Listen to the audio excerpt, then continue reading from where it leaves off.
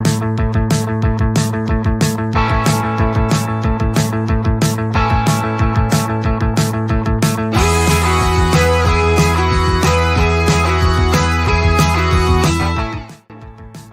over a decade of service as both a teacher and a coach, Lauren brings firsthand experience advising and mentoring students to make positive choices. She designed and facilitated leadership programming throughout her time working with students, always with a focus on guiding students to impact their peers in positive ways. Lauren is passionate about empowering students and school communities to navigate their social worlds. Welcome, Lauren. And I'm Linda, your webinar facilitator. I'll be behind the scenes making sure that everything runs smoothly, as well as interacting with you in the chat. So let's get started.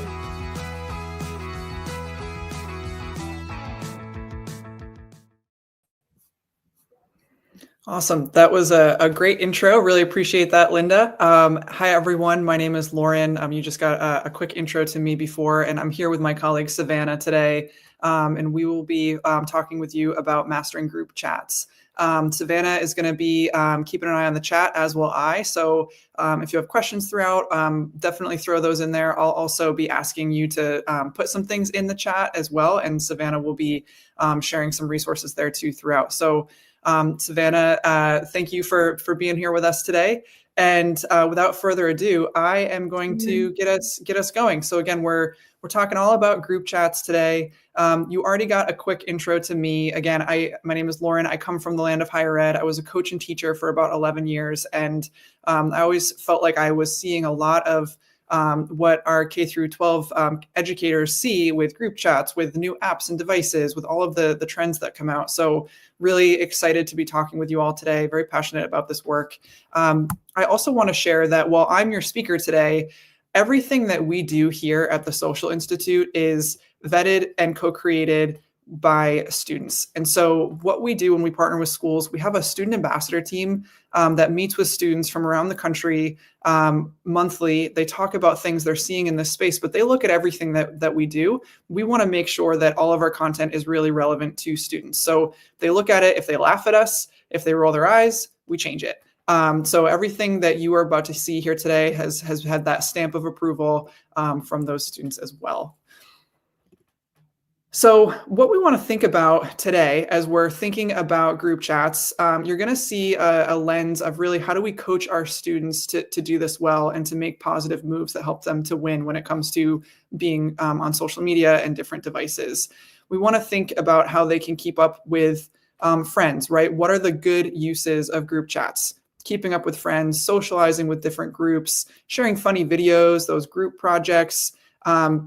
As a sport coach, I often heard my team talk about this is how they would organize their team meals. We also know that there are really challenging components to group chats. We know that students feel like they're losing out when they feel left out.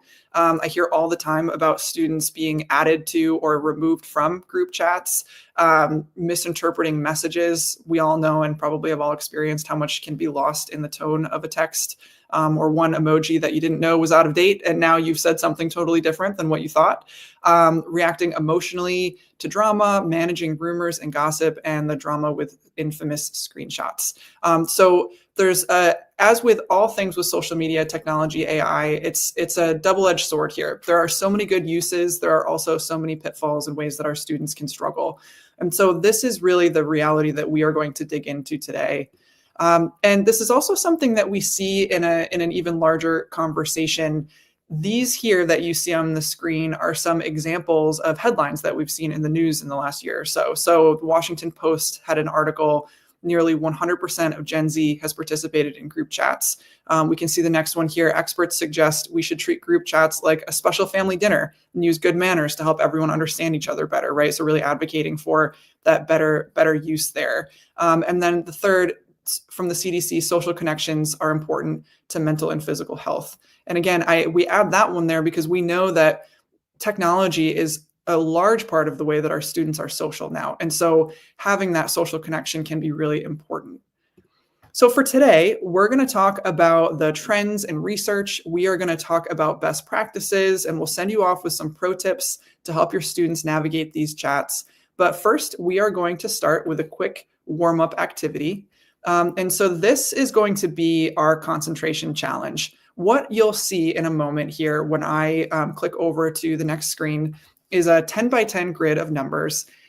When we go there, your task is going to be to find each number in order 1 to 100. You're only going to have 60 seconds, so you're going to get as far as you can in that time, but you'll find number 1, then you'll find number 2, then you'll find number 3, and so on. But instead of it just being you sitting there watching the numbers, I am going to mimic the environment that our students are growing up in and learning in today. So that's the teaser I'm going to give you. Again, your task here in a moment is going to be find the numbers 1 through 100. At the end, I am going to ask you to put in the chat what your number is that you got to, and we are going to see how we all fared. So if we are all ready, we are going to start now.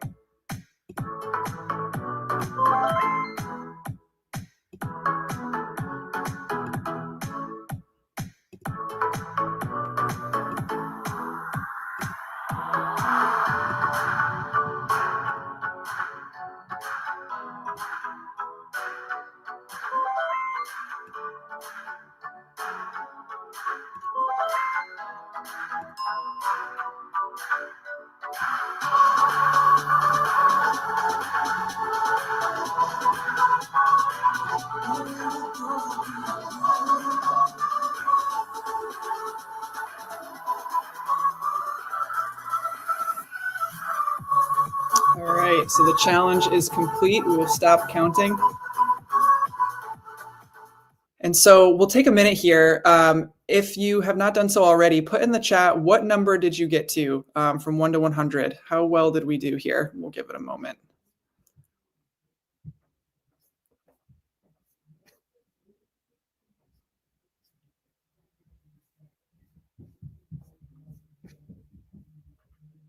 All right, we got somebody with 12, 14, 15. All right, we're getting better and better.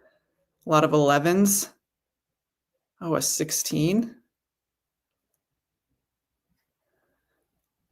Yeah, and so as you're reporting your numbers, another question that I'll ask you is, how did that feel? And you can just put 1 or 2 words in there. Was that fun? Was that frustrating? Throw some of those feelings in there as well.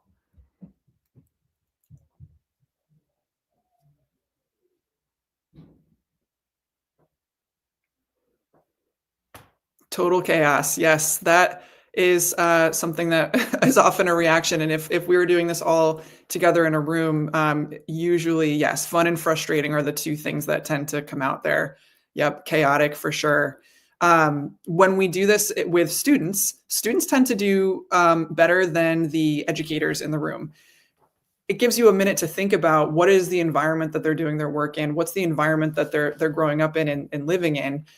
When I was growing up, my first, I remember a time before the internet. I remember the first cell phone that my family got. I remember my first AOL instant messenger account, and I remember getting booted off when my mom took a phone call and having to give up that one family computer, right? And so now students are walking around with all of this technology just at the in their pockets. I can see this. I appreciate perspective, but was mad at myself for not getting farther. Yeah.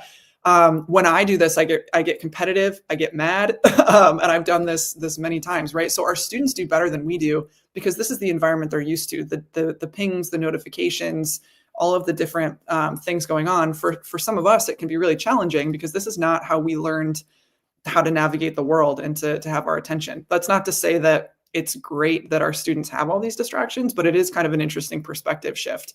But this is the world they're growing up in. They are getting constant notifications. And especially if you've been in group chats like me, then you have had a lot of notifications pop up on a phone all at once when, you know, a family dinner starts to be organized or something like that. So that's our quick, fun warm-up exercise. Thank you all for participating. It seems like 16, I think, was the top number there. We had a couple people get there, so congrats to both of you. But we're going to move on now and think about the latest trends in research. And so as we think about that, this here that you see is really what we're hearing from students, that when it comes to group chats, these are some of their experiences. So again, you can see here, we're thinking about keeping up with a busy group chat when our family says no screen time, right? There's that agitation when our students know that there's a whole online world happening that they can't access because of whatever that reason might be.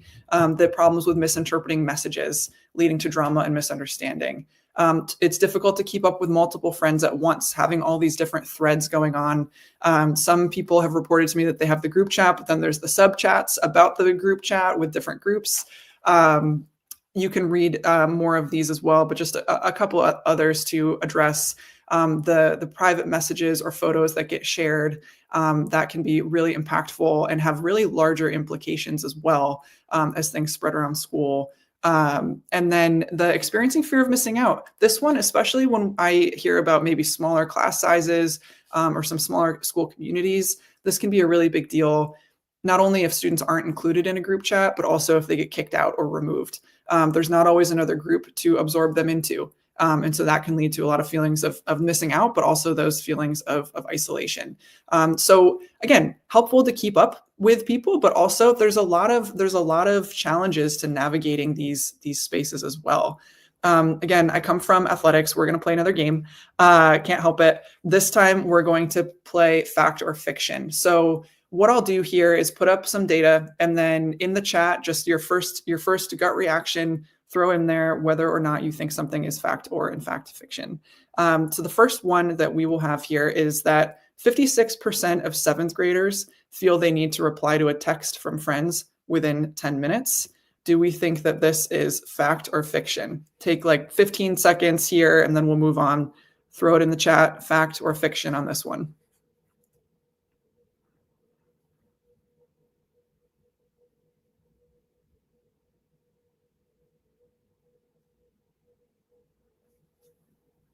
All right, we're getting some. So far, we think fact. We're getting some more fictions coming out here. All right, 5 more seconds, and then I'm going to show you. 3, 2, 1, and it is, in fact, a fact. So 56% of 7th graders do feel that they need to reply to a text from friends within 10 minutes. So this is always interesting to check in with your students on what their perceptions are. Also interesting to check yourself and maybe the people in your life. How quickly do you feel like you need to respond to people? I've asked this question to a group of educators before, all from the same school on a Zoom, and I could see them all on that Zoom. And everyone said that they felt like they needed to respond within 5 minutes, except for one person who said that they felt like whenever they get to it was fine. And I watched everybody in the same room, but on the Zoom, turn to look at that person, and all of the frustrations they'd been feeling all made sense finally, because that the perception that we all have is different. And yeah, that's true too. The surprise that they don't feel that they need to reply sooner. There's definitely a lot of pressure that our students feel to get back to each other right away. All right, round 2. For this question, 8 in 10 people who use messaging apps like texting use group chats mainly to keep family and friends in the loop. So again, you can read that through. We'll take a moment again to say fact or fiction. And we're talking about if people are using group chats mainly to keep family and friends in the loop. All right, seeing some of our first responses come in. I think it's a fact.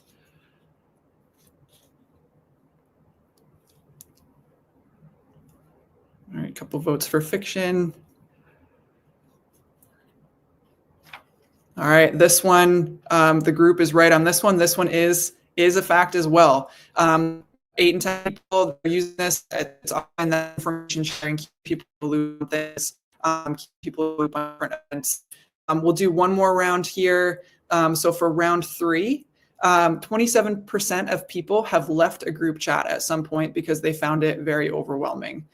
So this one, we will do same deal. Last question, fact or fiction.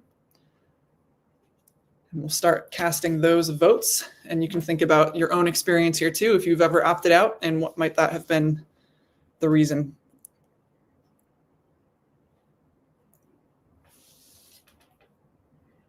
Yep, seeing some votes here for fact.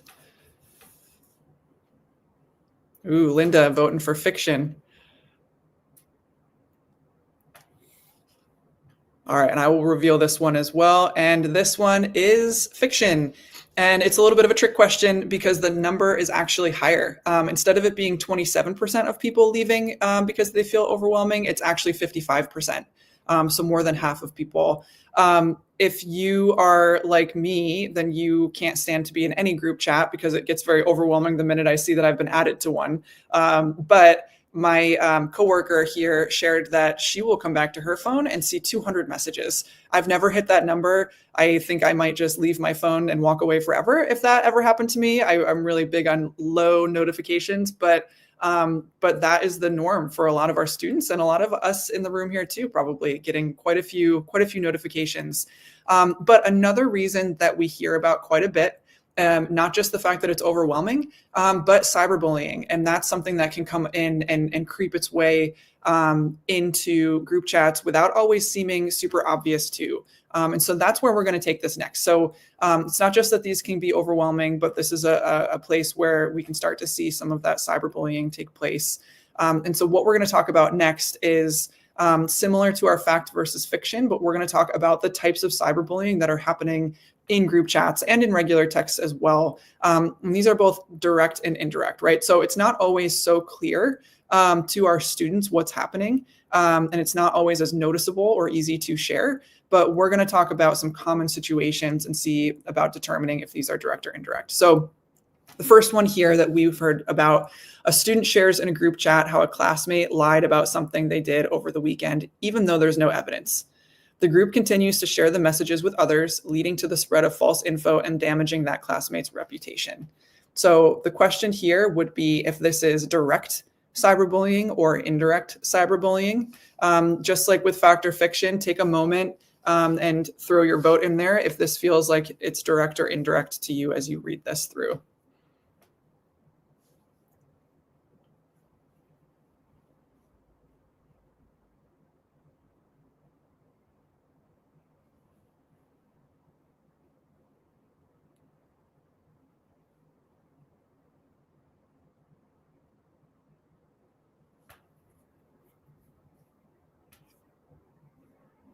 So again, writing in if it's direct or indirect, starting to see some people's thoughts come through. Yep, indirect.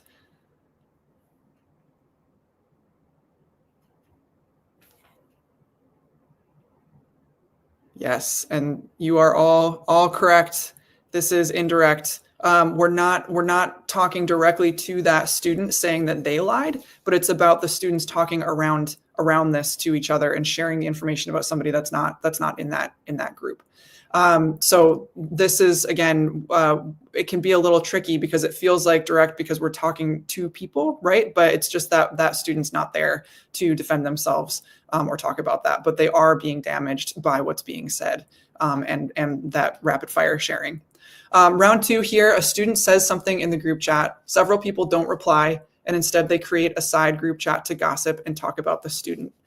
For this one, we hear things like, somebody peeling off into a separate thread saying something like, "Can you believe she just said that? That is so dumb," or whatever that thought might be. But that's something that we'll hear from students.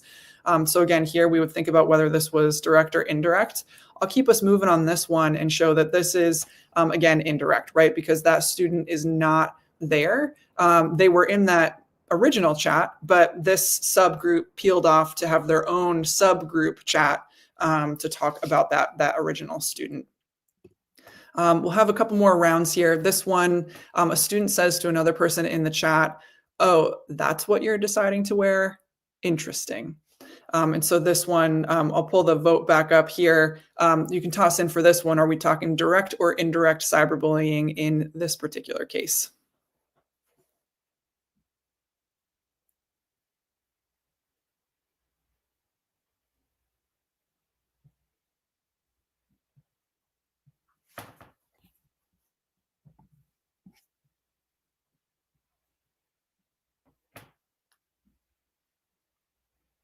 Yep, direct and yes, so passive aggressive. Yep, absolutely. Yeah, and I think, that's a really good point in there, about this. Yes, while it is direct, it still kind of feels like it's not, because it's not quite saying that that's, like, a terrible thing to wear, but yeah, it feels really bad to the person who's receiving it, and that person is directly in there. So yes, group is unanimously correct on this one. It's more and more difficult for students sometimes to identify that this in fact is that cyberbullying, but it does leave that student walking away feeling bad about that situation. One more here, and I'll give you this one too. So what we've heard: a student visits a peer's parents' Facebook account to find childhood photos of that peer, screenshots some of them, and shares them around school without permission. And so for this one, this as well is indirect. And this is important to think about too, because it's not always just the students and how they access each other, but there's also this whole other wide world out there, right? Our students with their families' accounts, just like this one, that are often public. It's thinking about the conversations that we're having with families in our schools and in our districts, and helping loop families into the conversation so they understand that their online behavior can also impact their children. This is something that a lot of families don't think about. But students are savvy. We all know that, and they find things that people might not think are fair game. And so this is a real case that we wanted to share here too. So thank you all for your votes on the direct and indirect and the fact and fiction. We're going to get into a little bit more info now. So thinking about why even bother, right? Why use group chats at all if this can turn into bullying? There are plenty of good reasons, of course. We talked about one of them in our fact and fiction. We know that a lot of people are using these to help keep track of family and friends and different updates. Things that we hear about from students: they like using these to organize group activities. Again, when I was still coaching, if I sent an email to my team, they would not show up where they needed to show up. But if I had my team captains put in the team group chat when practice was shifting to, if we got some inclement weather, then the whole team was there early and ready to go. So it can be great for organizing group activities, sharing memes, right? Just that innocent fun, sharing things that are enjoyable and funny, talking about group projects and assignments. Again, we talked about the sports team and extracurriculars, and those family group chats, keeping up to date with all of our family. But we also know that there is a lot of drama. And so the things that spark the drama, you probably already know these. I'm sure you've seen these, but the big ones that we hear about are the miscommunication, the cyberbullying that we touched on, screenshots. Again, right? Just because you sent it to your best friend doesn't mean your best friend can't take a screenshot of that and share it with the world, just to find out that maybe that person's not as good of a friend as you thought, right? But and then exclusion, getting kicked out, not being added. So next, we're going to go through each of these issues, and we'll highlight how you can actually help your students learn the do's of what to do in these different situations. And so back to our agenda here, we're going to talk about the do's. Just a little bit more of our framework. A lot of what we talk about here at the Social Institute is all about empowering students to better navigate this space, right? To better navigate social media, AI, technology, group chats, all of these different pieces. And so when we think about the do's, it's because we want to drive them towards what they want to achieve, right? As a coach, it was always very easy if I wanted to say, don't do this or don't do that, but that didn't help drive my students to understand how to actually execute the game plan better. So that's really where we're coming from today when we're thinking about how we help to empower those students to make those healthy and high character choices. So the first one we're going to talk about here is miscommunication. Things that we can misinterpret or misunderstand that lead to confusion and conflict. So this can actually be a fun activity to run through with your students. I'm going to pull up some quick responses you might use or receive via text, and we'll just reflect really briefly on how these hit. So the first one here. Okay. You can throw in the chat if you'd like to share what you immediately feel if you receive K as a response to a text that you have sent. And as you're typing that out, I'll also share that to me, this one feels like it's shut down the whole conversation. I've had students say that it means they're done talking. They don't care, or they're not interested. Or it could be that maybe they just don't feel like typing all of okay, and it could be totally benign. But that is typically not my first thought. It's not a lot of the students' first thought when I talk to them about this. And as you reflect, I'm sure you've received that single letter text before and had some strong feelings about that one. The next one that we'll throw up there is sounds good. This, students tell us, can really feel like disinterest. The punctuation really matters here. Students have said that because there's a period there, it sounds very angry. If there was an exclamation point, it would completely change the meaning of this. And if there was nothing, then it would leave some to be guessed at. The next one here, sure. Again, could be not interested, could be agreeable. It's really hard to tell. There's no punctuation. If you said sure in real life, we would have all of that tone that goes along with it. But this is one that also can lead to some very strong miscommunication. And I think this really highlights that these are like 1, 2 word, 1 letter phrases. It's not even a whole sentence that's being misinterpreted or with the tone lost. It's these short responses as well. It really highlights that we might all read a simple text so differently and walk away with, however many of us there are here, that many misunderstandings and different takeaways to our conversation. So we want to think about the do's here. When we're trying to coach up our students, what are the pro tips that we want to focus on? We want to first help our students to assume positive intent, right? Unless we have other reason to believe differently, sounds good, sounds good. We don't have to assume that that's turning into a passive-aggressive disinterest that is just not being communicated. For us, when we're sending, right, when you're in control of what you're sending, not what you're receiving, but what you're sending, double check before you're sending it. Just quick check on the tone. How are you responding? Is it clear? Do you have the right rapport with the person that they're going to understand what it is that you're meaning to say? The audience really matters, right? If you're talking to your friend who really gets you, then you might be able to be a little bit quicker with how you respond. But if it's somebody you don't know as well, we want to really double check and make sure that our meaning is coming through. Opting for face-to-face conversations, depending on the topic, this is really important as well. I know a lot of our students, the texting, the DMing is easier. It's where they're comfortable. The idea of picking up the phone to have a conversation feels not good. And having face-to-face is not always something that's front of mind. And so we want to think about talking with our students about those moments and conversations that really ought to be in person versus what is okay to text about. And the last one here, a good do to share, is asking for clarification. So if somebody says something and you're not sure, just ask, right? It's okay to ask instead of making an assumption and then responding based on your assumption and this spiraling into miscommunication back and forth. Good question starters can be, how can you tell when a message in a group chat is meant to be funny or sarcastic versus hurtful? And that can be really helpful to help your students think about those context-specific moments too. We always want to think about letting students hear from each other. So a question like that, right? How can you tell when a message is meant to be funny or not? It can be a great one to pose to students as like an icebreaker if you want to talk to them about these topics. They want to tell you, and it can be helpful for the students to hear about the different things that they're experiencing with this space. Here's a resource that I want to share with you as well. So again, things that you won't say to your students, but I will say to you, take out those phones. Give this QR code a scan. This is a great activity to take back to your classroom.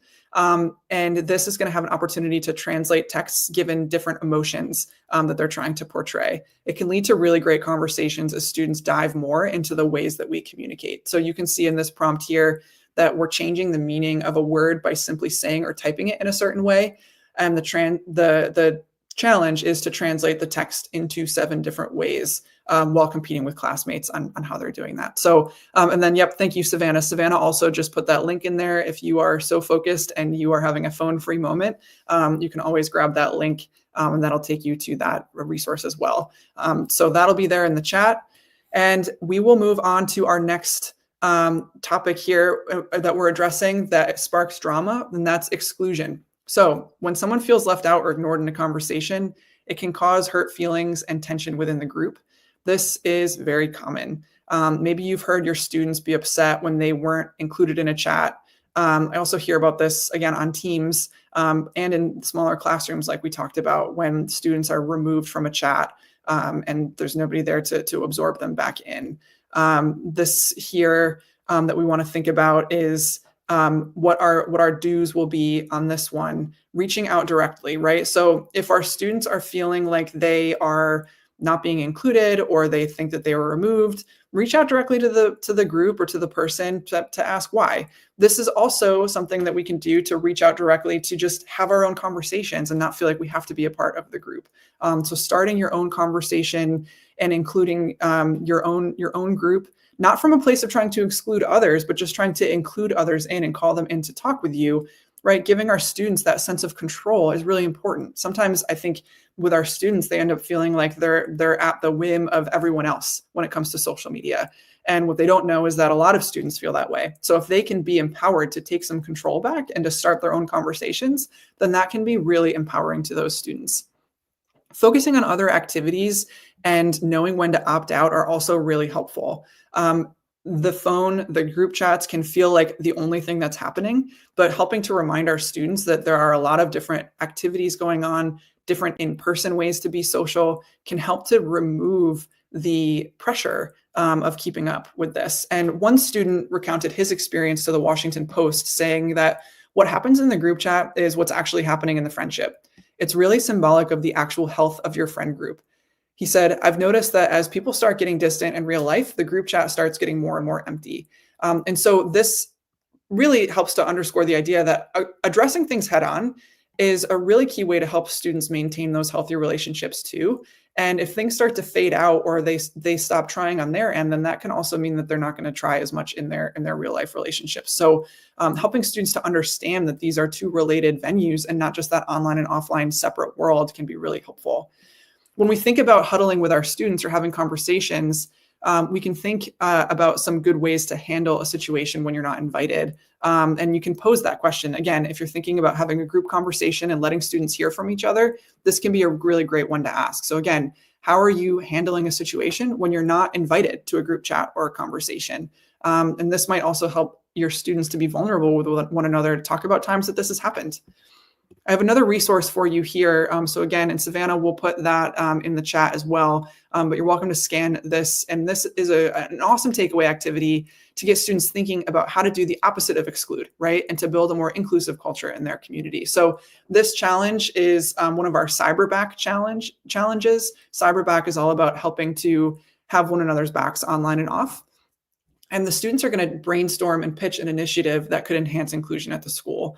So really, really great activity here. Give that a scan. Again, Savannah will share that in the chat as well. And in the meantime, I'm going to move on to our next topic here, which is screenshots. So we've talked about miscommunication, exclusion, screenshots are next.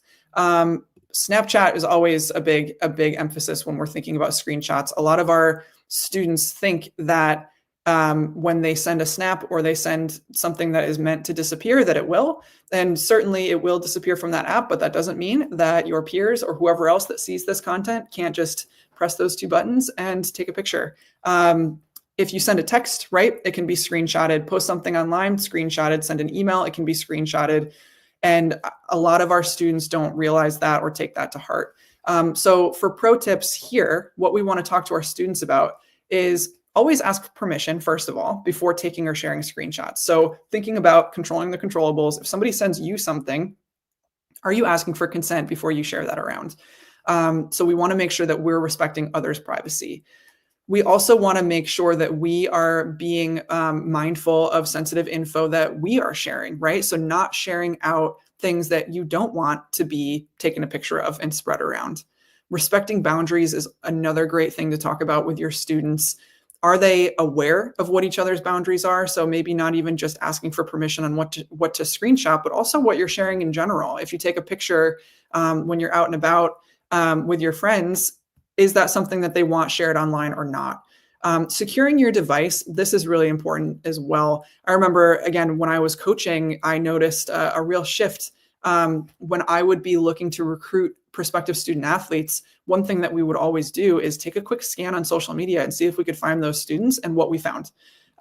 This was important because not only did I want to make sure that what students I was bringing into my program, I wanted to make sure they would represent the program well. But I also wanted to make sure that if I told the admissions office that we were interested in somebody for our team, that admissions didn't turn around and say something to me about the big thing that I missed that I should have found.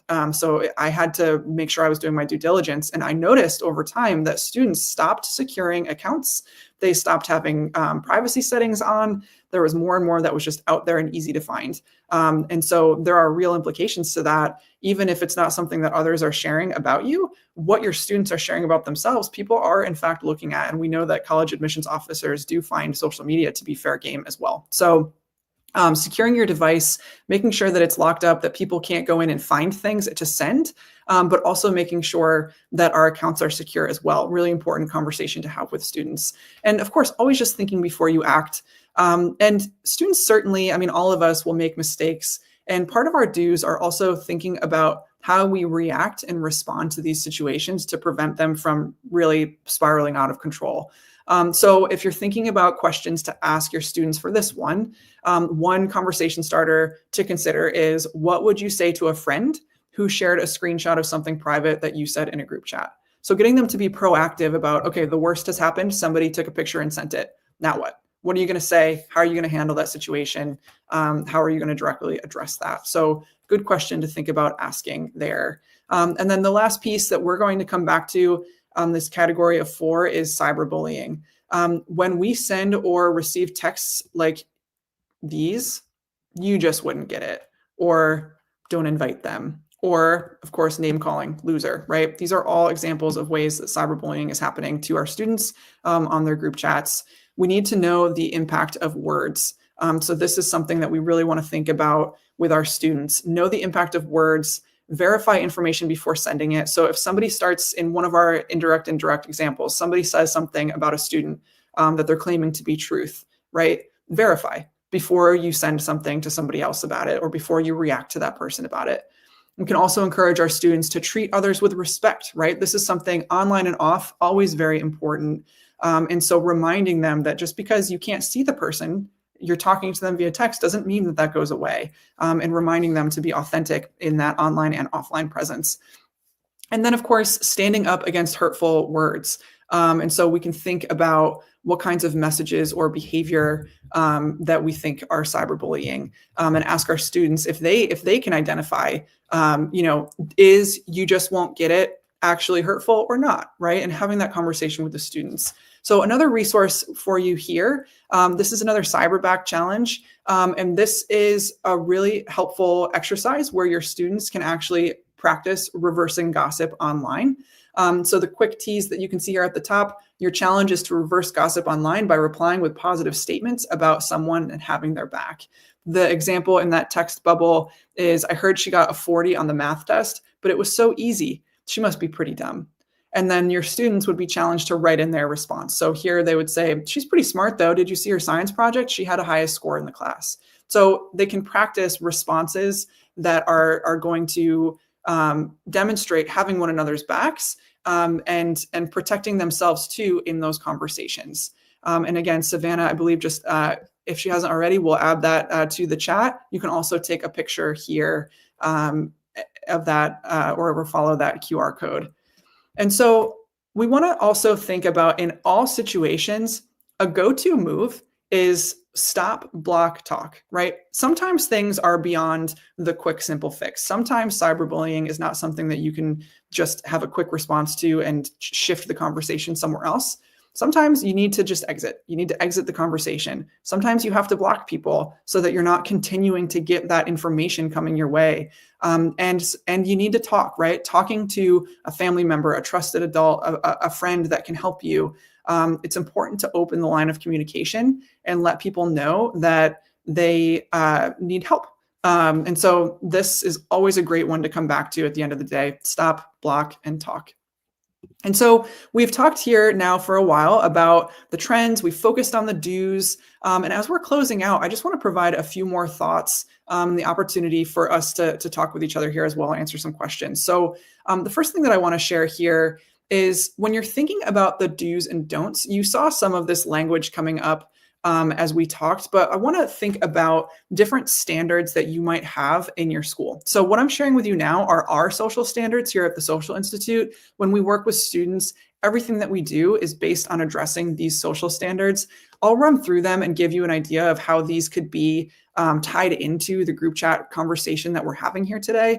But what you want to think about is, what are the standards that you have at your school? What is the language that you're using? What are you communicating out to your students, your educators, and your families? And how might some of these fit really well into the frameworks that you already have? And I'm sure as we go through, you're going to have a lot of thoughts about this. So the first one that we'll talk about is playing to your core. This is all about reflecting your values in everything that you do online and off. So we mentioned earlier, how do we react when we're behind our devices on a group chat versus how do we talk to somebody in person, right? How are we honoring those friendships and relationships in both of those venues? So how can we be authentic? If we're thinking about it really specifically for group chat drama, for play to your core, sometimes it might be tempting for students to chime in on a joke in a group chat just to fit in, right? But all too often, a joke can be taken too far. It could reflect not really how you feel, but you might just get caught up in that moment and say something that you might regret later. And so encouraging students to play to their core values in all of their communication is going to be a nice reminder to them to be interacting in these spaces online and in group chats in ways that align with how they want to be viewed. Another great opportunity to remind them that a screenshot lasts forever. And if the joke isn't reflective of their core values, they might just want to hold back and not say that one.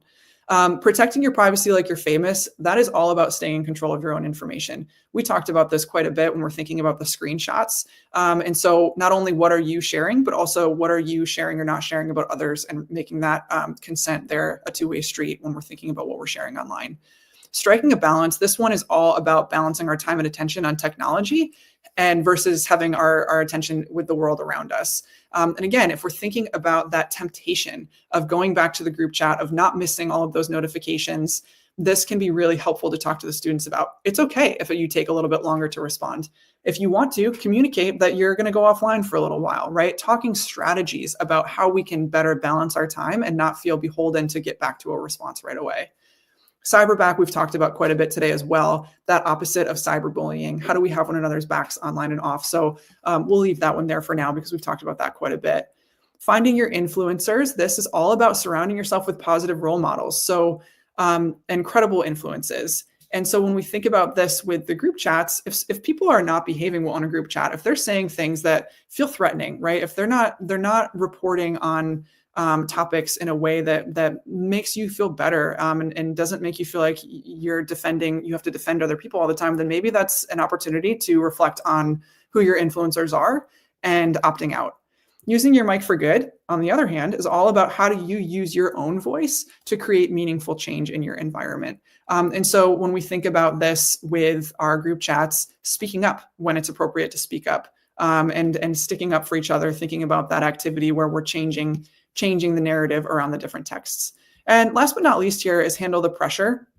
This one, we know that there are a lot of pressures that students are experiencing in general at this age, let alone when it comes to social media and technology. So we know students feel like they have to keep a snap streak alive. They have to be on the latest device. They have to keep up with whatever the latest TikTok trend is. Maybe they're gamers and they have to get on to Discord to talk about the level they got to. So now they're not sleeping, right? Whatever it might be, there are so many pressures rather that our students are facing. And so this standard is all about helping our students to zoom out and think about what's important to them as they navigate these pressures. When we think about the group chats, going back to all of a sudden, there are 50 messages in a group chat. This can feel really overwhelming, especially if you are a student that is going from school to a club, to a sport, to a job, to do your homework or whatever it might be. Maybe you're taking care of family. It can feel really stressful and like you're missing out, and that can create a lot of agitation. And so we want to remind students that, again, they don't have to respond right away. We can encourage students to take a break when they feel pressured to keep up with constant communication, then remind them that they can always leave a group chat, mute notifications, turn on a focus mode, use that do not disturb feature. So a lot of different options, even if you don't want to totally get out of a chat, there are a lot of ways to navigate that and really start to take back some of that control. So hopefully, as you were listening to those and some of the examples of how they relate to the topic today, you can see how you can also align a lot of what we're talking about with standards that and language that you're using within your school community. So a question that I'm going to share here that you can definitely take a picture of, great one to have conversations with your fellow staff, but also a great conversation starter to talk about with students. How can we create a classroom culture that encourages students to resolve conflicts in group chats respectfully and productively? So again, great question to ask those different groups. And what we'll hear typically from other educators are role-playing conflict resolution scenarios to show students how to handle disagreements respectfully, giving them that practice. You can think about doing this again on paper and not just in that verbal cue setting, because it does become different when students are missing the tone of that verbal communication. Another educator talks about teaching students to pause before reacting emotionally in group chats. There's that immediacy to this, right? So helping them to just take a minute and think before they type their response. Another person trains peer mediators to help resolve group chat conflicts. And so again, a peer to come in and have that conversation. And then of course, checking in with students to encourage direct, respectful conflict resolution. You may be doing some of these, you may have some of your own thoughts on this, but again, a really nice conversation starter to go through with some of your fellow educators. And another good one to ask the students, because they often do have thoughts on this, and they're happy to tell you what they need, especially when it comes to conversations around technology. They want the help. So definitely really important to ask those questions. Another question here, what standards, if any, do you have in place for managing student group chats during the school day? Things that we'll hear from educators are encouraging face-to-face conversations, incorporating group chats into classroom collaboration. So giving them that actual tangible accountable practice at this, having some scheduled check-ins and encouraging screen breaks. A lot of schools have moved towards phone-free. That doesn't mean that the things that happen outside of school are not still impacting the school day. And so even if you don't have phones in school, this is still something that your students are navigating, and that is still most certainly coming in and impacting their ability to focus during the school day. And so another great question to talk about with your colleagues, but also with students. And then as we think about ways to support students, we might also think about different apps that you could recommend to help them focus as well. So we can use tech to really be in command of tech. And teaching our students that they are in fact in control of more than they think can be really helpful. So these are a few apps that we have heard students recommend. The Flora app, the Forest app. You can see on this one, it's going to show you that the more your time your students are spending staying focused and staying along the time limit that they're setting for themselves, they're actually, you're growing a tree on your device. If you leave, then the tree does not flourish. But you can see how that works here as this app moves through, as the students focus in. The company then actually plants a tree. So that can be a fun way for your students to be giving back as well. And then, of course, finally, there's the do not disturb feature, right? On our phones, there are a lot of different versions of that. So if a student feels like they are nervous about a family member getting in touch with them, you can set it up so that it's do not disturb, except for a few people who have permission to disturb you. So teaching them how to mute things, how to put those focus modes on, can give them a sense of control, and also showing them that it will alert whoever that is trying to talk to them that they are in fact in do not disturb, so they don't have to worry about people feeling like they're ignoring them. A final takeaway here is a student challenge specific to group chats that you can do with students. It's a debate to analyze the effects of group chats on friendships. So you would randomly divide the class into two groups. One team could debate how group chats help friendships, while the other debates how they hurt friendships. And it can be followed by additional whole group discussion and question for students to discuss. So this is fun for a number of reasons. Always good to get the students into healthy debate. But this is another way that you can sort of have them navigate disagreeing with each other or confronting points that they don't agree with in a safe way, to then be able to also practice some of that in a group chat setting as well. So definitely feel free to take a picture of this one. And then I'm going to come over here, and you can see some of the discussion questions after that debate. So how do you think the size of the group might affect the chat, right? Are there any unwritten rules or etiquette in your group chats? Is everybody aware of them? What are they? Have you ever felt overwhelmed by the number of messages? And in your opinion, what's more important in a group chat, maintaining peace or expressing individual opinions? And that one right there sparks a lot of conversation with students as they really think about how they're behaving in these environments. So again, would encourage you to take a picture of this one here. And then we want to think, like we said at the beginning, about helping our students to win in these spaces, right? Win at social. And so it's all about empowering that good use. And this here is just a lot of different ways that we can think about how we're championing that high character online and off. A few other, two more QR codes for you to scan here before we open it up to some questions and close out. This is a favor to me. If you scan this QR code, you can fill out a post-session survey and it'll ask you for some feedback. And so again, I come from the world of athletics. I want to be coached up. So give me some feedback, help us to continue to make these webinars and our presentations as awesome as possible. So if you would scan that one, that would be awesome, and fill that out. I'll give that up there a moment, and I'm sure Savannah will drop that in the chat as well.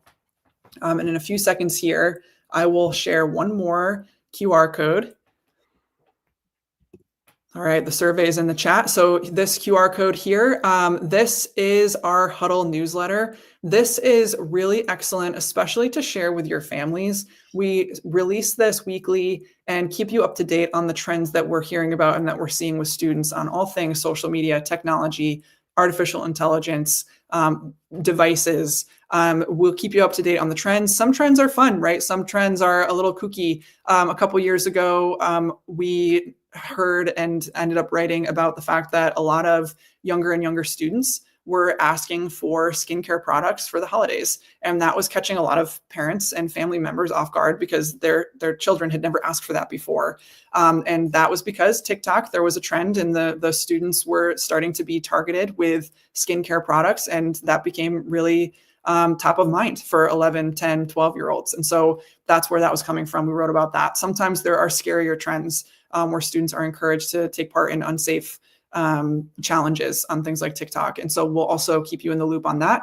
It can be really helpful if there's a keyword that you hear a student or your child talk about that reminds you of something you read in the huddle, you know to ask more questions. We'll include conversation starters in there too about all the different topics to help bring those conversations home. Because again, we know so much is happening outside of school, and then you all get those phone calls after the weekend or after the evening. So really great one to share out.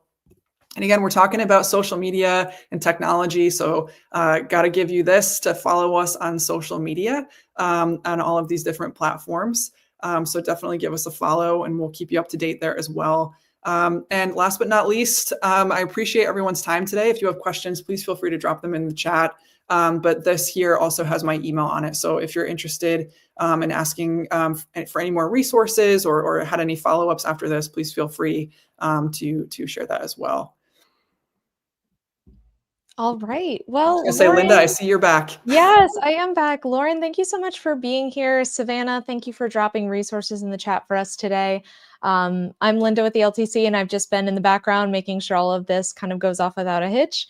I'll bring Savannah here too. Hello. I don't see any further questions here, so I am going to just go ahead and wrap us up.